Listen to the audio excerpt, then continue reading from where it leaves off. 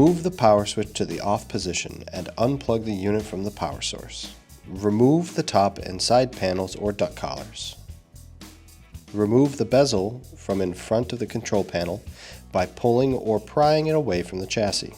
Be careful not to damage the fasteners so the bezel can be reattached later. Remove the 6 screws fastening the control panel to the unit. Remove the capacitor from the compressor to create enough space to move the control panel.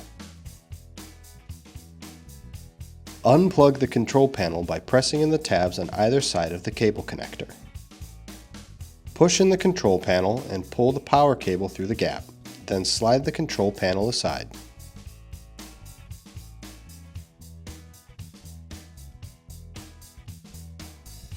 Remove the nut holding the ground wire in place and disconnect the wire from the grounding stud.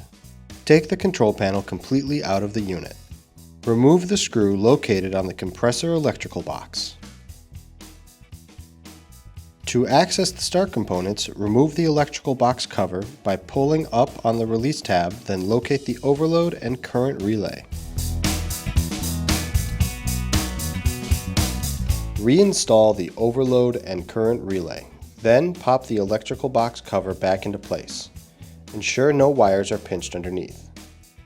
Reinstall the screw on the electrical box cover. Pull the power cable through the control panel opening, then reinstall the control panel. Screw in at least 1 screw to hold the control panel in place. Reconnect the ground wire and replace the nut to fasten it in place. Reconnect the control panel by aligning pin 1 on the connector with pin 1 on the socket. Then press in the tabs on either side of the cable connector. Ensure the cables are connected securely. Reinstall the remaining screws to secure the control panel in place. Inspect the fasteners on the bezel for damage during removal. If they are damaged, replacement parts can be ordered over the phone. Finally, feed the power cord through the opening in the bezel and reattach the bezel.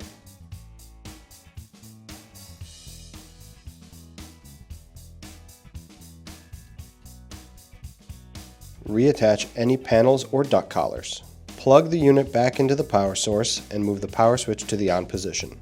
Your unit should now be functioning.